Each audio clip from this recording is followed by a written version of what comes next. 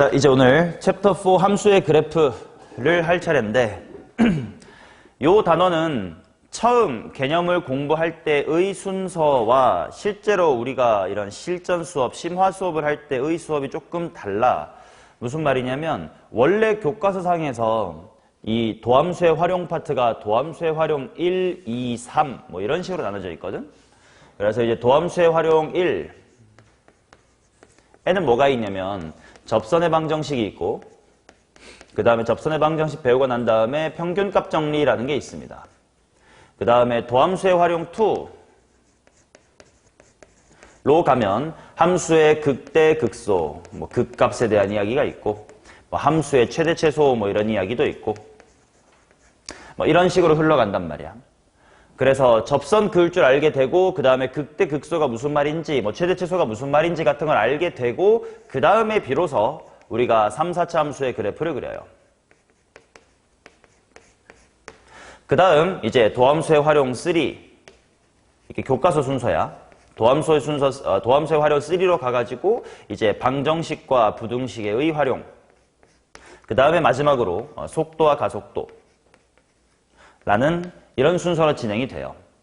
그런데 너네가 한 번이라도 수투를 공부해보면 알겠지만 결국 앞으로 모든 문제는 소재가 3, 4차 함수일 거란 말이지.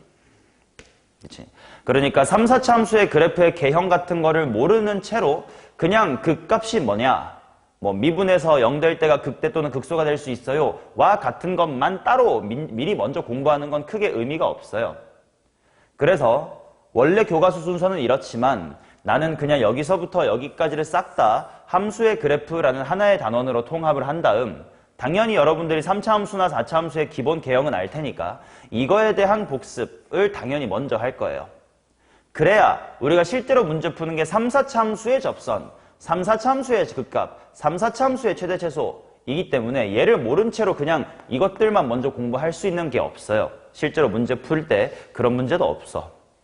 그래서 먼저 3, 4차 함수의 그래프의 개형을 기본적인 것만 먼저 복습하고 그 다음에 너 3차 함수 이렇게 생긴 거 알지? 4차 함수 이렇게 생긴 거 알지? 한 다음에 이제 접선, 극값 등을 얘네들을 대상으로 한번 구해볼 겁니다.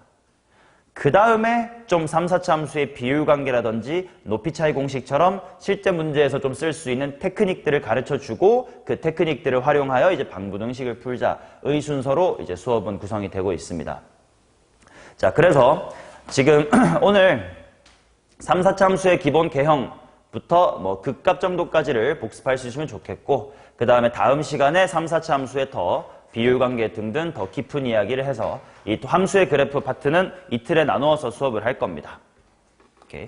당연히 여기가 중간고사와 기말고사의 가장 큰 메인 파트 그리고 모의고사 수준으로 갔을 때 킬러 문제가 이제 출제되기 시작하는 파트입니다. 그래서 잘 들어주셔야 되고 이 부분이 굉장히 조심이라기보다는 잘 공부를 해야 되는 게 해설지에서 푸는 풀이처럼 단 한 문제도 실전에서는 안 풀어요. 1, 2단원은 해설지처럼 푸는 거랑 해설지 풀이랑 실제 풀이랑 뭐 비슷할 때가 있어요. 그런데 이쪽 오늘부터 여러분들이 클리닉 때 풀게 될 문제들은 내가 여러분들께 보여드리고 너네가 그렇게 따라와야 될 풀이와 해설지 풀이가 아주 상이해요. 생판 달라. 해설지는 이런 뭐 테크닉들을 모른다고 가정하고 그냥 꾸역꾸역 누구나 교과서만 보고도 할 수 있는 풀이로만 서술이 돼 있지만 우리가 그렇게 풀 수는 없습니다. 그래서 오늘 문제 푸는 건 가급적 해설지를 최대한 안 보시고 나한테 물어보시는 게 좋겠어요. 나 지금 너네랑 3번 수업하는데 질문을 이 새끼한테만 받은 것 같아. 나를 왜 써먹는 거니? 아니 나를 왜 안 써먹는 거니? 아쉬워요. 자, 그래서 오늘은 질문도 좀 잘 해주시고 그 다음에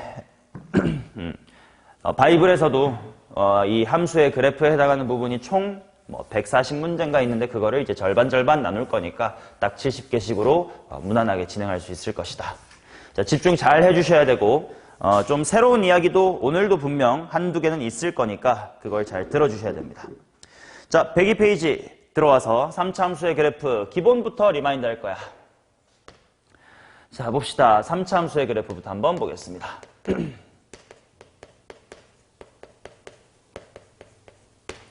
자, 우리가 그래프를 미분을 한 이유가 뭐냐면 물론 원래라면 더 미리 했었어야 되기지만 얘부터 먼저 하는 거지. 원래 미분을 해가지고 기울기가 양수면 함수가 뭐해? 증가하고 감소한다. 그런 걸 통해서 이제 꿀렁꿀렁을 관찰할 수 있었다. 그런 건 당연히 처음 배웠을 테니까 우리는 그건 알고 깔고 가고요. 바로 그려보도록 하겠습니다. 자, y는 ax의 세제곱 플러스 하고 시작을 하는 3차 함수의 그래프가 그리고 싶으니까 당연히 얘를 뭐 해보는 거고 미분을 해보는 거고, 그러니까 y의 프라임이라고 하는 거, 야 이거 무슨 함수라고 부르는 거예요? 도함수. 도함수를 관찰해봤더니 최고차의 개수가 3a가 되고 이제 2차 함수가 될 것이다. 자, 얘들아 뭐 가볍게 복습하면서 가자. 도함수의 부호가 양수면 함수 어때? 증가. 도함수의 부호가 음수면 감소. 그렇기 때문에 얘의 부호가 어떠냐에 따라서 원래 그래프가 달라지더라가 중요했습니다. 자, 그래서 2차 함수, 최고차의 개수 양수라고 치자고. 자, 그러면 도함수 f의 프라임의 그래프를 그려볼 텐데, 당연히 2차 함수가 x축, 즉 부호가 어떠냐가 궁금한데, 2차 함수랑 x축과의 위치 관계에는 고1 때 배운 것처럼 총 몇 가지가 있나? 3가지, 뭐 2점, 1점, 빵점 뭐 이렇게 되는 거겠지. 자, 그래서 만약에 이렇게 그려질 수도 있겠습니다. 그 다음에 이렇게 그려질 수도 있겠고요. 아니면 붕 떠 있을 수도 있겠습니다. 자, 이렇게 3가지가 있을 거고, 각각에 대하여 그림이 어떻게 되는지를 한번 그려볼 겁니다. 자, 드르륵 드르륵 땡기고, 여기는 이것 땡기고, 여기는 요거 땡겨 보겠습니다. 자, f'의 부호가 당연히 이 친구는 뿌리고 마고 뿌리다 이렇게 될 테니까 함수가 뭐하고 뭐하고 뭐 해야 돼? 증, 감, 증. 얘는 플러스였다가 잠깐 제로 찍고 다시 플러스니까 증인데 이 순간만 기울기가 얼마? 0. 그 다음에 얘는 항상 양수니까 계속 뭐 하기만 함? 증가하기만 함. 그러니까 기본 개형이 3차 함수는 단순하게 이렇게 하나랑, 얘는 올라가다가 잠깐 멈칫하고 올라가. 자, 이런 걸 난 앞으로 쉬었다 간다라고 할게. 쉬었다 가는 3차 함수라고 표현할게요. 그 다음에 얘는 밋밋한 3차 함수라고 표현하겠습니다. 그냥 쓱 가버리는 거니까. 자, 그래서 3차 함수의 개형은 크게 3가지가 있는 거고, 당연히 특징은 이 함수는 극대와 극소가 모두 있다 없다 있는 거고, 이 두 개는 얘도 극값이 있니 없니? 없는 겁니다. 자, 그래서 얘도 극값은 없다 라고 할 수 있겠지. 여기서 자연스럽게 복습되는 개념이 있었습니다. 여기가 기울기 얼마지? 0. 여기도 기울기 얼마지? 0. 여기도 기울기 얼마지? 0. 자, 그런데 여기들은 극값이고 여기는 극값이 아니었습니다. 그래서 여러분들이 혼동하지 말아야 될 중요한 명제가 있었지. f'의 a가 0이면 x equal a에서 극값입니다. 극값. 이거 참인 명제야, 거짓인 명제야? 거짓인 명제야. 대표적인 판례가 요거라고. 그러면 이거의 반대말은 어떨까? x equal a에서 극값이야. 그러면 f'의 a는 0이다. 물론 미분 가능한 그냥 3, 4차 함수라고만 제한할 거예요. 어때? 얘는 맞는 말이다. 물론 다항함수란 전제가 있어야 돼요. 자, 그렇게 될 거고. 자, 그 다음. 그렇다면 제일 중요한 워딩은 이거야. 극값이란 언제 생깁니까? 그렇지. 도함수가 0 될 때만으로는 충분치가 않아. 얘는 뿔에서 다시 뿔로 가니까 부호가 안 바뀌었음. 그런데 얘는 뿔에서 마로, 마에서 뿔로 바뀌니까 도함수의 부호가 바뀐다. 앞으로 계속 이 멘트 그대로 물어볼 겁니다. 극값은 언제 생기니? 하고 물어보면 그냥 기울기 0일 때요 라고 대답하면 바로 대가리 쪽 납니다. 도함수의 뭐가 바뀔 때? 도함수의 부호가 변화할 때 생긴다. 반드시 문장으로 대답할 수 있어야 된다. 오케이. 자, 그러면 3차 함수에 대해서 극값이 있고 없고는 뭘로 갈라질까? 당연히 2차 함수가 어떻게 생겼는가? 그런데 2차 함수가 x축하고 어떻게 생겼는가를 판별하는 식이 바로 무슨 식이야? 판별식이야. 자, 그래서 얘는 f'이라는 친구의 판별식이 0보다 어떤 거고? 큰 거고, 얘네 둘은 f'의 판별식이 합쳐서 0보다 어떻다? 작거나 같다 이렇게 될 거고, 그 다음에 문제에서는 이 함수와 이 함수를 이렇게 말로 구분하기도 합니다. 이 친구는 역함수가 있을까요? 없을까요? 오른쪽. 얘는 역함수가 있습니다. 반면 얘는 역함수가 있어? 없어? 없습니다. 그러니까 만약에 문제에서 3차 함수가 역함수를 갖도록 해주세요. 그러면 이렇게 생겨야 되겠다. 그러면 판별식이 0보다 작거나 같아야 되겠다. 라고 흘러가면서 인지를 해주셔야 된다. 됐나요? 오케이. 자, 그 다음 3차 함수에 대한 중요한 이야기를 하나 해봅시다. 자, 3차 함수 fx가요. ax의 세제곱 더하기 bx의 제곱 더하기 cx 플러스의 d 라고 있다고 치고요. f'을 한번 우석이가 미분해줘요.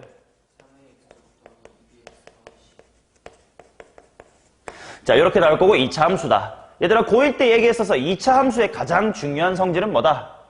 대칭성이다. 어디에 대해서 대칭일 거냐면 정가운데 뭐 요 정도가 있을 것이고, 정가운데 요 정도가 있을 것이고, 정가운데 이 정도가 있을 것이다. 자, 그런데 생각을 해봅시다. f'이라는 것 자체가 무엇의 값을 나타내주는 거야? 함수의 세 글자, 기울기를 나타내주는 거지. 그럼 기울기가 점점 뭐 해지고 있다는 뜻이니까 작아지고 있다는 뜻일 거 아니야? 여기가 바로 기울기가 제일 뭐한 점이야? 작은 점. 얘도 비록 음수는 안 돼도 여기가 기울기가 제일 뭐한 점이면 틀림이 없어. 작은 점. 여기도 여전히 기울기가 제일 뭐한 점? 작은 점이 될 거예요. 자, 그것에 대응되는 점이 지금 여기 이렇게 있을 거야. 얘에 대한 이야기를 해보려고 해. 자, 2차 함수에 무슨 축을 찾으면 되지? 대칭축을 찾아보면 저기가 어딘지를 알 수가 있겠지. 자, 그래서 대칭축 한번 찾아볼까? 마이너스 2a분의 b 그 공식에다가 얘네들 잘 대입해보세요.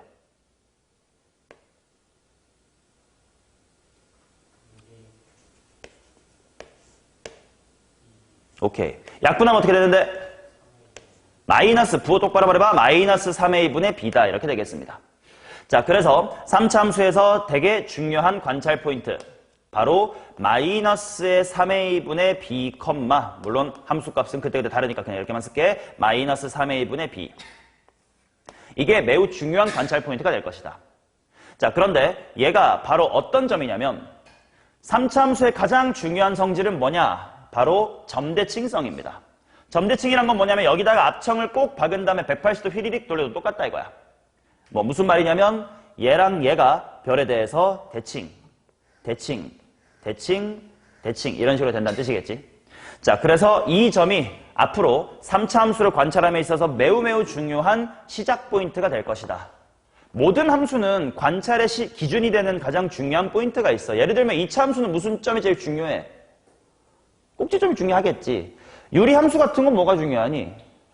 점근선의 교점, 걔도 대칭점이라고 부르지 않냐? 걔가 제일 중요할 것이고, 뭐 지수함수, 로그함수, 뭐 지수함수 우리 수원했지. 지수함수, 로그함수는 뭐 고정점 이런 거 있고, 그렇죠? 삼각함수는 뭐 꿀렁꿀렁하니까 뭐 이거 가운데 진동의 중심 아니면 탄젠트면 점근선, 아무튼 관찰해야 되는 점들이 있을 거 아니야.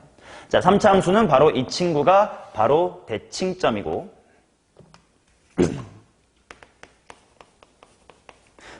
관찰의 최일순위가 됩니다. 됐나요?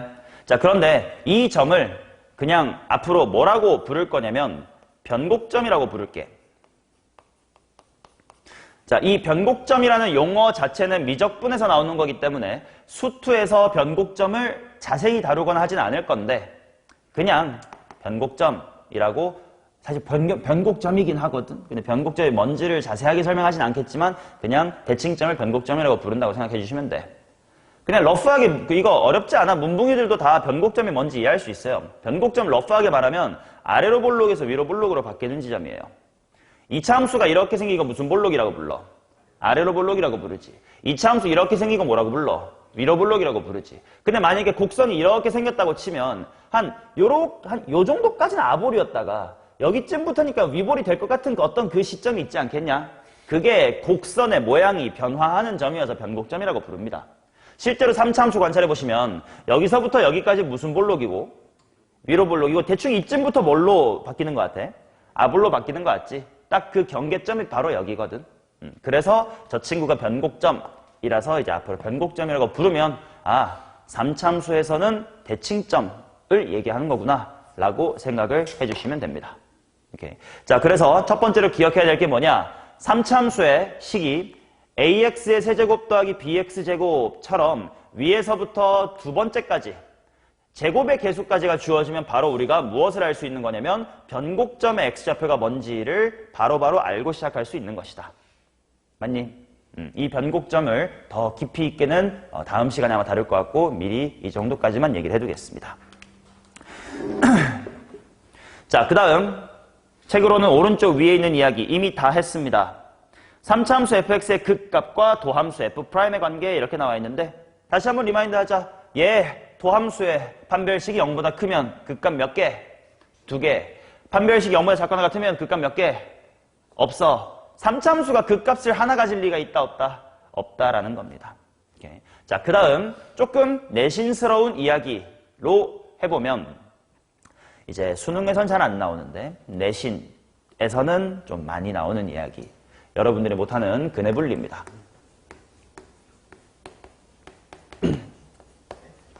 우서가 근해 분리라는 유형 자체가 무엇을 뜻하는 거였는지.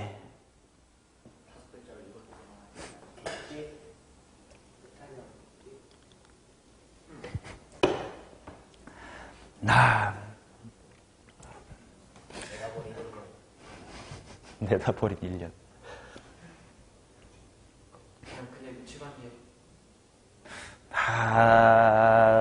이건 이게 소가 뒷걸음질 치다가 딱 쥐를 잡은 격인 것 같아. 대충 모르고 씹으려는데 얼추 맞는 얘기를 하긴 했습니다. 자, 근해 분리라는 유형이 뭔지 얘기할 수 있는 사람. 좀 냉정하게 말하면요. 이 유형이 뭔지를 모르면 고등학교 1학년 헛보낸 거고요. 제대로 안 배운 겁니다.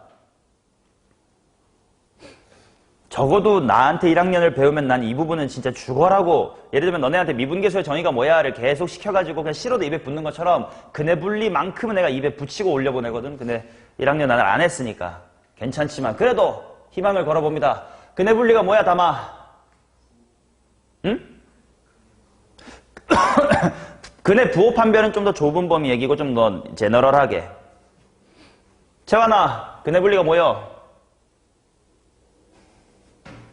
괜찮아. 일반고 고1 특입니다. 근해 분리 아무도 제대로 말 못해요. 걱정하지 마세요. 근데 사실 방금 낙관적으로 얘기했는데 방금 생각해보니까 그러고 보면 너네 그럼 수1 때 치환해서 어떻게 풀었냐?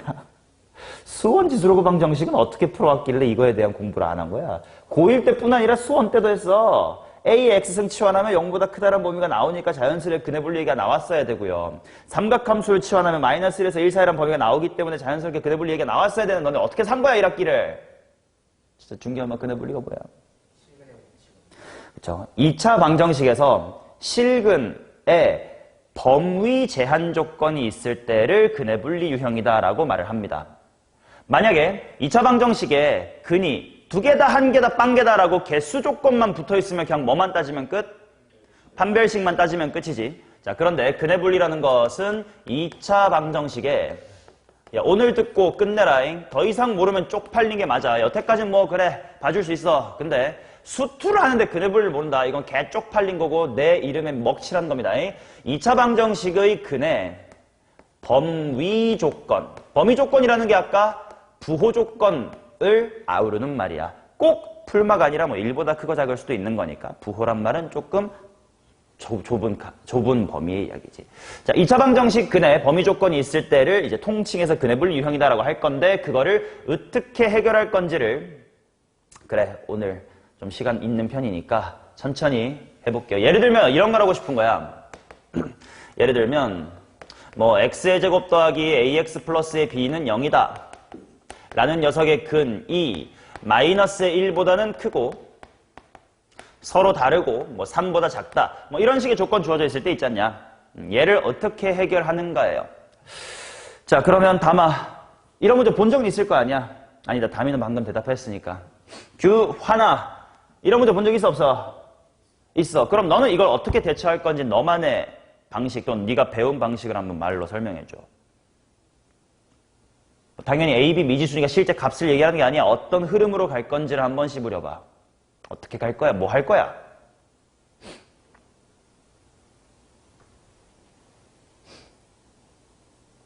이거만 이거 풀라 그러면 어떡할 거야? 멍 때리고 있을겨?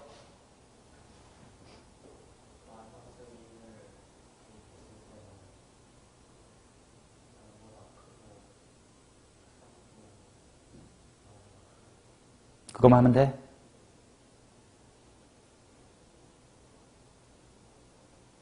현이가 이어받아 볼까? 그 2개면 돼?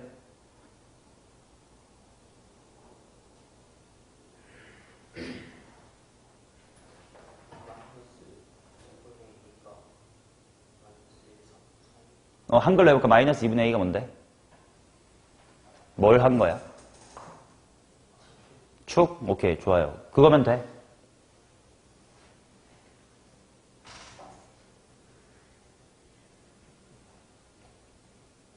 자, 오늘 마스터를 하고 가겠습니다.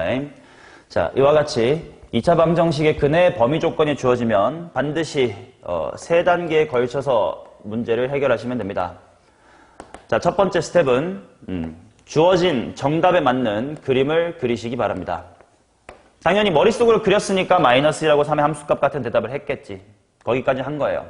자, 그 다음 이제 스텝 2 부분이 가장 당연히 중요한 건데요. 스텝 2가 뭐냐면 일단 그림에서 좀 그냥 조건을 추출하는 과정이 당연히 필요하지. 이 조건을 추출하는 과정에서 이제 쟤는 뭐 함수값 얘기를 해줬고 쟤는 대칭축 얘기를 해준 거예요. 근데 너네가 어디까지를 못 간 거냐면 내가 그 2개면 충분해? 라고 물어봤을 때 그냥 멍을 때리고 있었습니다. 그 말은 자가검증 능력이 없다는 거고 대충 그냥 외웠던 유형은 이거만 되겠지 하고 넘어갔던 그 병신 같은 공부를 했었다는 겁니다. 스텝 3 가장 중요한 게 뭐냐면 청개구리 짓인데 이건 뭐 멋있는 말로 얘기하면 자가검증이라고 할까요? 아니면 뭐 발레찾기라고 할까요? 아무튼 문제풀이에서 가장 중요한 스텝입니다. 자, 한번 해볼게. 일단 그림을 그리래. 좋아, 그려볼게요. 나는 이렇게 생겼으면 좋겠다. 자, 그래가지고 이제 이 그림을 보면서 여기서부터 읽어낼 수 있는 조건을 추출하는 단계로 가볼게. 교환이 아까 뭐라 그랬지? 뭐 따져야 된다 그랬지? F라고 치자. F의 뭐랑? 이게 어때야 돼? 그 다음 F에 자, 그러면 이거는 무엇을 따진 거라고 용어 정리를 할 거냐면 무슨 값을 따졌다? 함수 값을 따졌다라고 하겠습니다. 그 다음에 규현이가 뭐라 그랬니? 축을 좀 따졌나? 그래서 축을 좀 따져볼까? 그럼 그냥 축이라고만 쓸게. 축이 어디서 어디 사이야 된다고? 자, 그 다음 이제 이 유형을 고1 때요. 외우는 사람은 수포자가 될 거고요. 안 외운 사람이 수학을 잘해질 거예요. 이미 시간 지났지 않냐? 그럼 어차피 어디 머릿속에 없지 않냐? 지금 배우는 이 시점에서 이 유형을 외운다고 생각하지 말고 이해한다고 생각한다고 생각하세요. 그럼 너네 수학 잘해줄 수 있습니다. 자, 함수값하고 축을 따져봤는데 이 2개로 충분한지 아닌지를 내가 아직 알아몰라. 모르지. 그래서 3단계가 필요한데 바로 청개구리 짓이 필요합니다. 이 부분이 굉장히 중요해. 너네 머릿속이 막 돌아가는 그 순간이거든. 자, 청개구리 짓이 뭐요? 하라는 거에 일부러 반대해보는 거. 뭐 오른손으로 먹어라 그래 왼손으로 먹는 그런 칭으로 청개구리라고 그러지 않냐? 자, 그래서 이게 정답인 건 맞다, 채원아. 그런데 내가 지금까지 따진 조건이 이렇게 하나, 둘, 3개가 있어. 얘네들은 지키돼. 이게 아니게끔 일부러 청개구리 짓을 한번 해봐요. 핑크색은 다 지켜라잉. 근데 일부러 모르는 척 이거를 틀려주세요. 어떤 식으로 그래프를 그리면 얘네들은 지키되 이게 아니게끔 그릴 수 있니? X축보다 위에 축은 대충 여기고 양수고 양수인데 요렇게 생기면 되겠다. 라는 건 발례가 있다는 건 이게 충분하다 안 충분하다? 안 충분하다 라고 자가검증을 해야 돼요. 그러다 보니 이게 아니고 이렇게 되려면 어때야 돼? 추가로 뭘 따져야 되겠다? 판별식을 따져야 될 것 같고 서로 다른이라고 내가 표현했습니다. 자, 그래서 판별식 D가 0보다 어때야 되겠다? 커야 되겠다. 자, 그 다음 요 4개가 또 충분한지가 두려워. 그러니 또 해보는 거야. 이번에 이 4개를 다 지키면서도 발례가 있는지를. 그러면 규현아 발례를 한번 그려보세요. 이거 4개 다 지키고 발례 찾아봐.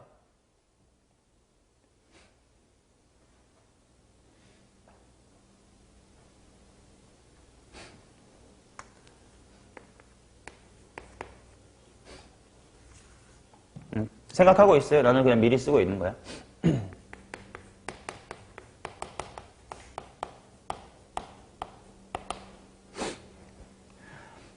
자, 찾았어. 이거 4개 다 지키고 발례. 응? 이거 아래로 볼록으로는 지키자.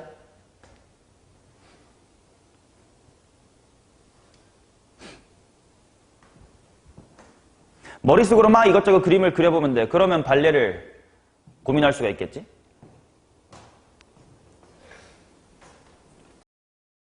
찾았냐?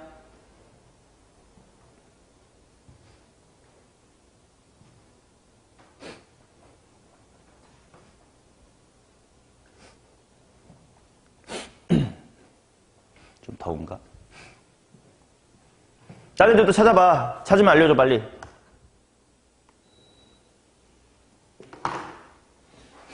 채영아, 찾았어? 못 찾았어? 규환이는? 규현이는? 우석이는? 그치. 그 말을 지 스스로 할 수 있는 게 되게 어려워요. 근데 그걸 없는 것 같은데를 말할 수 있게 되면 이 유형을 이제 다 마스터하는 겁니다. 본인이 머릿속으로 이것저것 해봐. 근데 도저히 발레가 없어. 그렇다면 이제 너 스스로 내가 외우라고 한 것도 아니고 학교 쌤이 외우라고 한 것도 아니고 네 스스로 이 세 개의 조건이면 충분하다는 걸 확신할 수 있는 거야. 그렇게 해야 이 유형을 암기하지 않고 풀 수가 있어요. 오케이? 그래서 이 과정이 굉장히 중요하다고 한 거고 말 그대로 발레가 없어. 그러니 얘네들이면 충분합니다. 자, 이게 서로 다른 두 실근이 마이너스 1과 3 사이에 있을 조건이야. 외우지 마세요. 나도 못 외웁니다. 아니, 못 외우는 게 아니라 안 외우는 거지. 외울 필요가 없는 걸 굳이 약간 너네 엄마 이름 같은 거 아니야? 외우려고 노력했냐? 아니잖아. 근데 외워져 있는 그런 느낌입니다. 생각하면 돼요. 자, 그럼 이번에는 서로 다른 두 근이 1보다 크다에 대한 조건을 한번 추출해 봅시다. 일단 정답 그릴게요. 정답은 이렇게입니다. 자, 스텝 2 해봅시다. 조건 추출. 완아, 조건 하나 찾아보자. 어떤 거 하고 싶냐? F1이. 그럼 함수값을 따졌다는 얘기네. 오케이. 그게 F1이 뭐라고? 0보다 크다. 자, 그 다음에 담이 하나만 조건 찾아줘. 싫어. 판별식을 먼저 찾았다고 쳐볼게. 판별식 D가 서로 다른이니까 0보다 크다라고 해봅시다.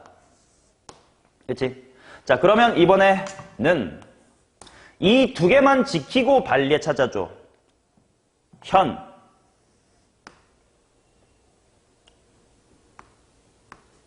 요 두 개만 지키고 청개구리 짓 해봐.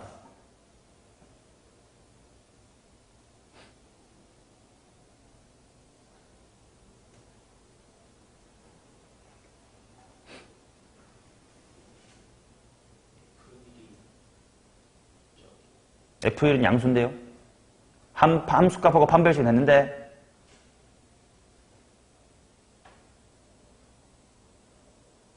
만약에 발레가 없으면 이게 충분했던 거야. 그것까지 감안해서 옵션에 넣어서 대답을 해보세요. 발레가 없다 아니면 발레가 있으면 말해주시고.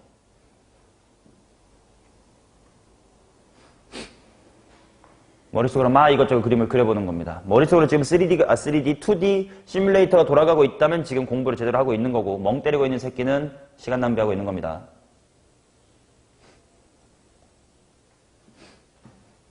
규현이의 대답을 기다립시다.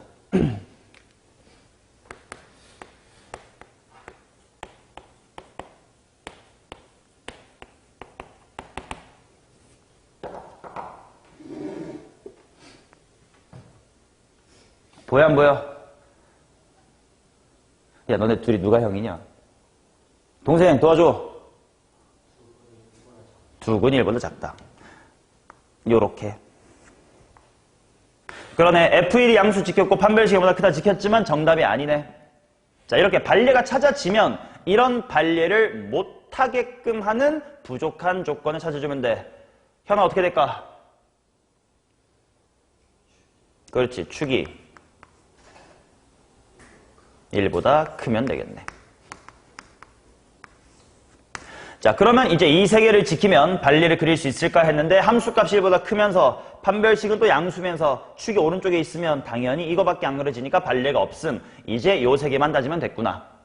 자, 이번에 이런 거 해봅시다. 마이너스 1하고 2 사이 한 근, 2보다 큰 거의 한 근입니다. 완이가 할 거예요. 마이너스 1이 있고 2가 있고 이렇게 됩니다.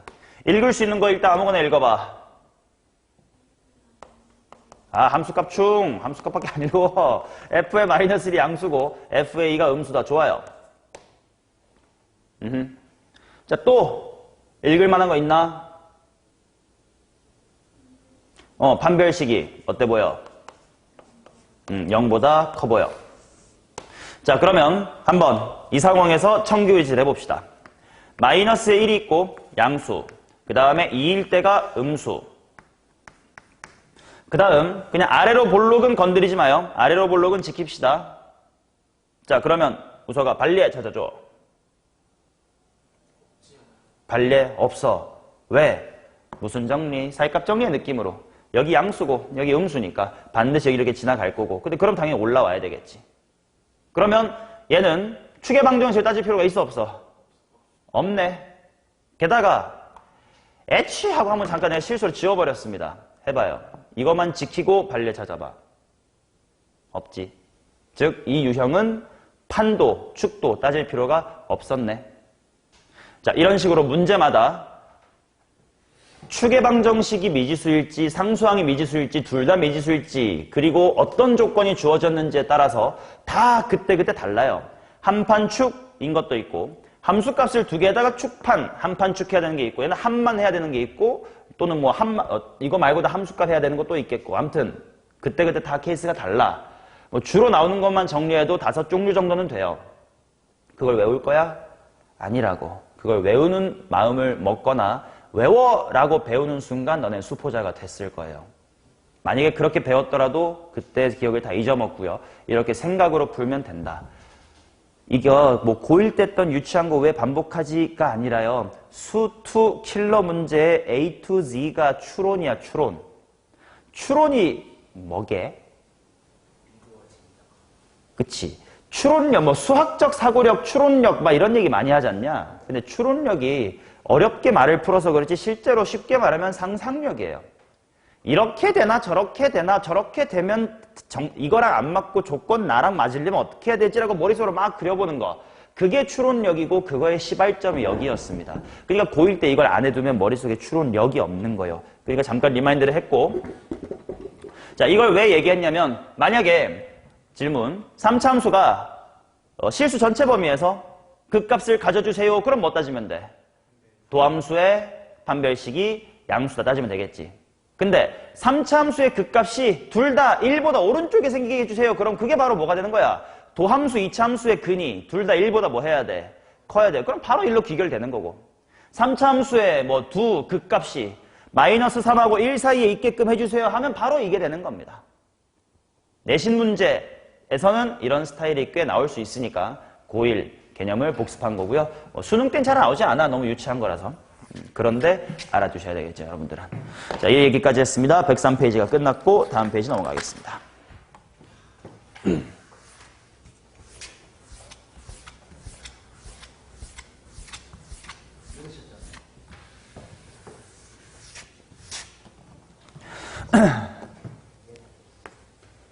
자, 3차 함수의 그래프와 직선의 교점.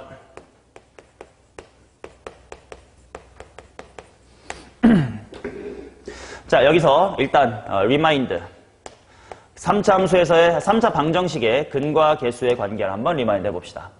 자, AX의 세제곱 더하기 BX의 제곱 더하기 CX 플러스의 D는 0이다. 라는 3차 방정식의 세근이 알파베타라고 할 때 세 근의 합이 와나 뭐요?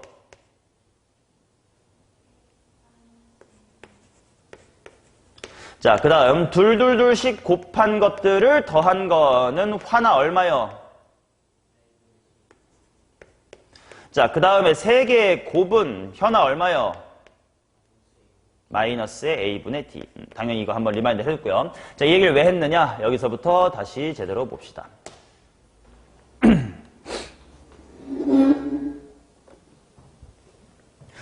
3차 함수 fx를 ax의 세제곱 더하기 bx의 제곱 더하기 cx 플러스 d라고 할 때 아까 3차 함수의 관찰의 시작이 되는 가장 중요한 점이 뭐라 그랬냐?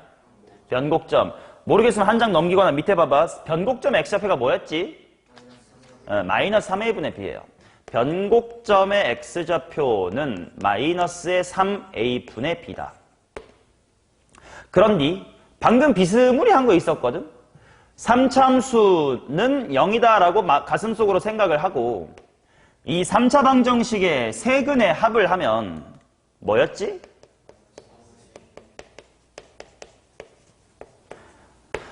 그러면 우리 변곡점의 x좌표를 어떻게 구해야 될까라고 했을 때 원래는 뭐 했어? 2차 함수의 무슨 축이니까? 2차 함수의 대칭축이니까 미분을 한 다음에 뭐 완전 제곱식 만들어 봐야 되겠다라고 해야 되나? 라고 생각했지만 좀 더 편한 방법이 있던 거네. 어떤 관계가 있는 거냐면 변곡점의 x좌표를 몇 배 한 것이 3배 한 것이 세근의 합이다. 당연히 실제로는 식이 먼저 주어질 테니까 실제로는 이런 식으로 생각하면 돼. 세근의 합을 구한 다음에 3띵 해주면 되겠네. 그러면 변곡점의 x좌표가 나오겠다. 맞냐? 일단 이런 식으로 앞으로 3차 함수의 변곡점의 위치를 관찰할 겁니다. 예를 들면 이런 거지. y는 x의 세제곱 마이너스 6x의 제곱 플러스 뭐 블라블라블라 이렇게 있다고 쳐. 근데 걔 그래프가 이렇게 생겼대. 그러면 세근의 합이 보자마자 얼마인 거야? 6. 그러면 6을 3띵 하면 여기 얼마라는 거야? 2. 라고 바로 나와야 된다. 오케이? 자, 근데 이게 또 재밌는 게 뭐냐면 3차 함수는 0이다 라고 둔 건 결국 이 fx라는 그래프가 무슨 축과 만나는 x축하고 만나는 상황에 대해서 생각을 해본 거지. 그때 세근의 합이었어요. 맞나? 자, 그런데 만약에 fx라는 3차 함수하고 1차 함수 mx 더하기의 n이라고 하는 직선이 만났다고 치자. 그러면 식이 어떻게 될 거냐면 ax의 세제곱 더하기 bx의 제곱하고 여기 mx 플러스는 1로 넘겨볼게. 그러면 c-mx 더하기 d-n 이퀄 제로다. 이렇게 나오겠지. 자, 분명 x의 개수와 상수항은 달라졌어요. 그런데 3차 항하고 2차 항은 바뀌어 안 바뀌어? 안 바뀌지. 그러니까 요 방정식의 세근의 합 또한 여전히 얼마라는 거야? 라는 거지. 자, 중요한 사실은 이겁니다. 3차 함수는 0이다 라고 둔 이 세근은 무슨 축과의 교점이지? x축과의 교점이야. 그들의 합이 마이너스 a분의 b야. 그 다음 이 세근의 합은 3차 함수랑 직선을 연립한 거지. 그러니까 여기서 말하는 세근이라고 하는 건 3차 함수랑 직선이 만나. 근데 그들의 합이 어떻다는 거야? 같다라는 거지. 맞냐? 이게 굉장히 중요해요. 3차 함수랑 직선이 만나서 생기는 교점들의 합은 항상 일정합니다. 뭘로 일정하냐면 가운데의 3배로 일정해요. 자, 그러면 질문. 3차 함수가 이렇게 있습니다. 요렇게 직선이 지나가요. 여기가 1이고 여기가 3이고 여기가 9는 너무 8이라고 해보겠습니다. 세근의 합이 얼마인 상태야? 12. 그럼 그걸 3띵 하면 얼마지? 4. 그래서 일단 요 가운데가 얼마가 되는 거고? 4가 되는 거고. 오케이? 그 다음 만약에 직선이 이렇게 지나갑니다. 이거 무슨 점이냐? 접점. 접점이라는 건 무슨 근? 중근. 그러니까 얘는 2번 카운트 해주면 된다. 만약에 이게 5, 5라고 6, 6를 해볼까? 얘가 만약에 6, 6라고 해봅시다. 근데 세근의 합이 앞으로 이렇게 표현할게. 시그마 x라고 할 거예요. 세근의 합이 얼마인 상태지 지금 이 문제? 12인 상태지. 그러면 6, 6에 해가지고 12가 돼야 돼. 그러니까 여기가 얼마다? 0이다 라는 것을 따로 뭐 연립하거나 인수분해하거나 할 필요 없이 찾을 수가 있다 이거야. 3차 함수랑 직선의 위치 관계, 특히 접선 문제는 엔간하면 저 테크닉을 쓰면 계산이 확 줄어들어요. 오케이? 그래서 3차 함수랑 직선의 위치 관계는 항상 세근의 합이 일정하다. 물론 이건 안 돼. 얘는 하나밖에 안 만나잖냐? 그럼 나머지 2개 어디 있어? 허근 세상에 있어. 우리 눈에 안 보여. 걔네까지 더하면 얼마는 맞아? 12는 맞아. 근데 허근이 씨발 눈에 안 보이면 어떻게 해? 그러니까 한 번만 만날 때는 어차피 출제도 잘 안 될 뿐더러 고려하지 않을 거고요. 접할 때는 3번 만날 때 이 사실을 사용하시면 됩니다. 세근의 합은 언제나 일정하며 변곡점의 3배다. 대슈. 이거 이용하면 접선 문제를 미분 안 하고 풀 수 있는 게 굉장히 많다. 반드시 외워야 될 첫 번째 이야기입니다. 되셨죠? 자, 3차 함수의 개형에 대한 기본적인 복습했습니다. 잠깐 쉬었다가 4차 함수로 바로 이어가겠습니다.